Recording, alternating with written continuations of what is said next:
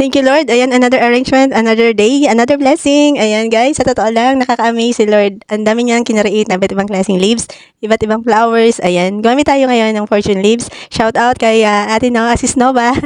Thank you sa pagbigay sa akin ng dahon na yan. And Lord, thank you rin po sa wisdom and guidance. Lagi kong sinasabi na everything is come from you. Ayan, galing po talaga sa inyo lahat. So, I'm nothing without you. Yan, alam niyo po yan, Lord. And nakagawa na naman tayo ngayon ng isang simple but maganda rin po na arrangement. Pwede nyo itong gawin sa inyong bahay. Sa church po, ayan, usually ginagamit natin ito. Sa bahay po kasi pwede tayong mag-arrange ng mga bulaklak, even na sa bahay lang tayo. So, syempre, minsan gusto natin ibahin din yung mga arrangement. Yan, para nakaka-stress sa free talaga. Ito yung mga flowers. Kaya nga minsan gusto natin mamasyal, di ba? Para makakita ng iba't ibang klaseng flowers. Yan. Yan ako nangangarap ako. Sana someday makapunta talaga ako sa iba't ibang lugar for makita ko lang yung mga iba't ibang flowers.